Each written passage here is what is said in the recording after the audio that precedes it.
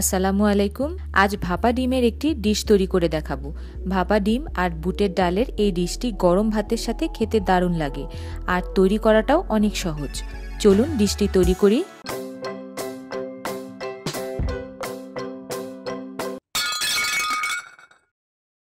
আমি 5টি ডিম দিয়ে এই ডিশটি তৈরি করব। পরিমাণ মতো পেঁয়াজ কুচি নিয়ে নিচ্ছি। দিচ্ছি কাঁচামরিচ কুচি, ধনেপাতা কুচি,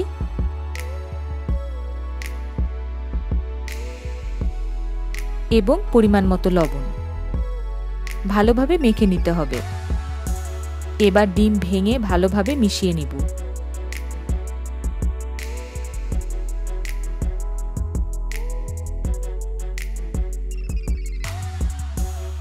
হয়ে গিয়েছে।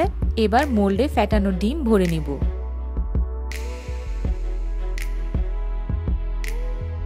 এখন মোল্ডের মুখটা আমি অ্যালুমিনিয়াম ফয়েল দিয়ে সিল করে দিব।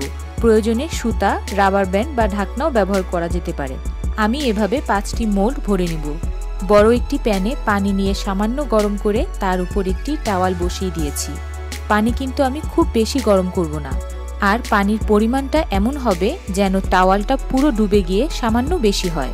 এখন মোল্ডগুলো বসিয়ে নিচ্ছি। এই ঝামেলাটা অ্যাভয়েড করার জন্য আপনারা বড় একটি বাটিতে সব ডিম একসাথে নিয়ে এইভাবে ভাপে দিতে পারেন। তারপর ছোট ছোট করে টুকরো করে কেটে নিলেই হবে।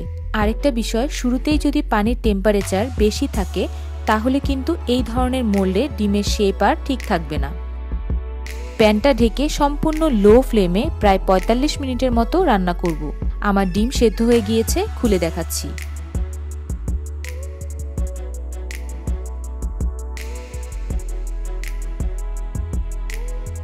ডিম সব বের করে নিয়েছি। এখন বাকি রান্নায় চলে যাই।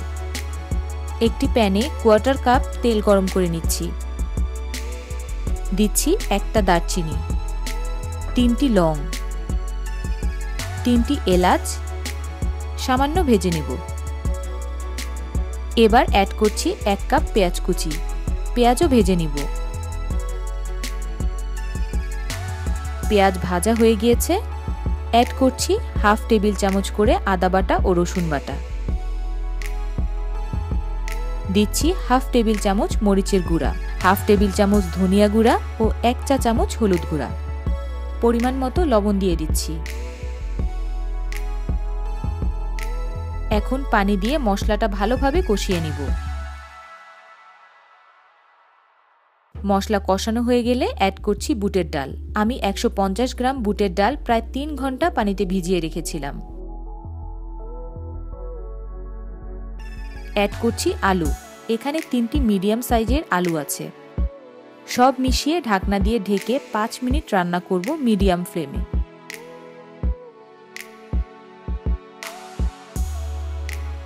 পাঁচ মিনিট পর পরিমাণ মতো পানি অ্যাড করে আবারও ঢেকে রান্না করব ডাল এবং আলু পুরো সেদ্ধ হওয়া পর্যন্ত।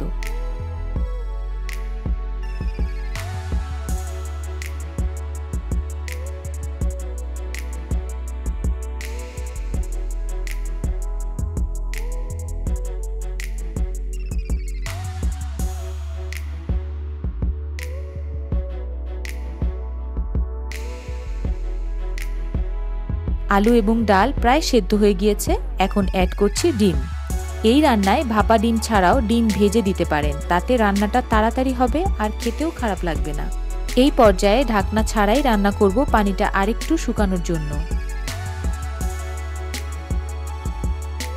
আমার রান্না প্রায় শেষের দিকে।